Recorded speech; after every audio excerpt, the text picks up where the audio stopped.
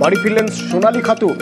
Malda medical থেকে অ্যাম্বুলেন্সে বীরভূমের পাইকরের বাড়িতে অন্তঃসত্ত্বা সোনালী। ট্রমা কেয়ারে প্রাথমিক চিকিৎসা মা ছেলের।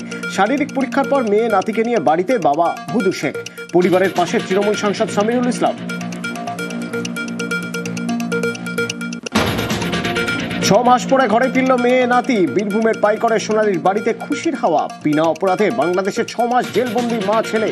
ক্ষতির দায় কে নেবে প্রশ্ন পরিবার পড়শিদের। মেয়ে আসছে বাড়ি, আনন্দ হবে, বহুত চিন্তায় ছিলাম। খুবই খুশি লাগছে, কিন্তু এই যে 6 মাস অপরাধ না করে যে শাস্তি করে খাটলো, পেটে একটা বাচ্চা আছে, তার কোনো এখনো অব্দি কোনো ট্রিটমেন্ট হয়নি, এটা তো খারাপ।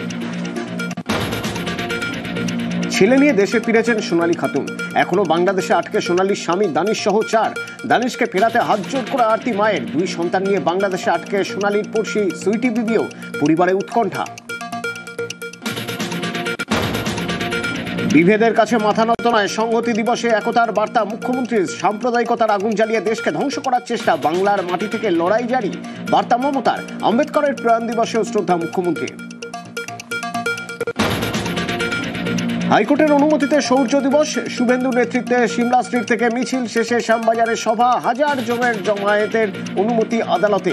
বিকেল 3টে থেকে সন্ধ্যে 7টা কর্মসূচি। বাবরি মসজিদ হবেই। বেলডাঙ্গার অনুষ্ঠান থেকে হুঙ্কার ভরতপুরের বিধায়ক হুমায়ুন কবিরের। বাংলা ধর্মান্ধতায় বিশ্বাস করে না হুমায়ুনকে, পাল্টা চ্যালেঞ্জ ফিরহাদ হাকিমের।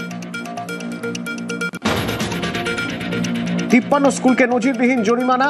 মাধ্যমিক পড়ুয়াদের রেজিস্ট্রেশন না করানোয় ফাইন মধ্যশিক্ষা পর্ষদের। পড়ুয়া পিছু 5000 টাকা ফাইন স্কুলগুলিকে। বারবার রিমাইন্ডারের পরেও কয়েকশো পড়ুয়া রেজিস্ট্রেশন বাকি থাকায় কড়া পদক্ষেপ পর্ষদের।